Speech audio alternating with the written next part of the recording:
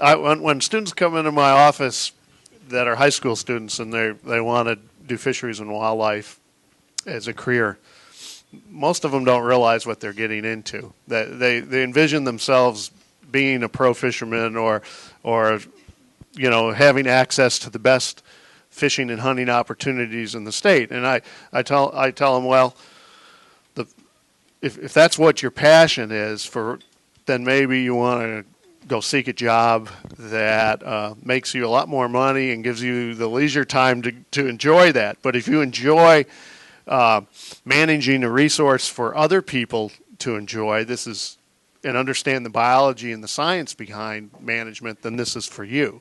And a lot of our students, after our introduction course their freshman year, decide maybe this isn't what they want, and then we get a lot of transfer students that find that maybe this is what they want. So, you spend that first year kind of shuffling around.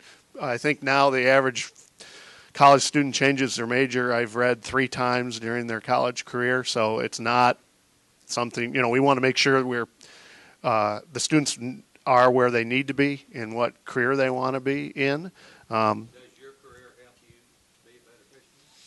The 2 weeks out of every 2 years I go with my buddies back up in the boundary waters, that's the case. But I think I've got a different appreciation than maybe if I wasn't in this career. But in terms of time, you got to kind of live it altruistically, I would think. Oh, no. In fact, I'm not going to claim that at all. But and the other thing is, the students that are in our program are not the ones that are. They're in the student professional society that's associated with the university. Most of them aren't in the fishing club. And so the fishing club is made up of primarily business majors, accountants, across the spectrum. Our students concentrate on the professional club, the society, which was kind of surprising to me. I have a career story, though, of somebody who does know how to catch more fish because of the career that they're in right now. As one of our graduates got the job of a lifetime. Unbelievable. He actually ran a catfish production study, but he loved to fish. He got a job with a company called Pure Fishing.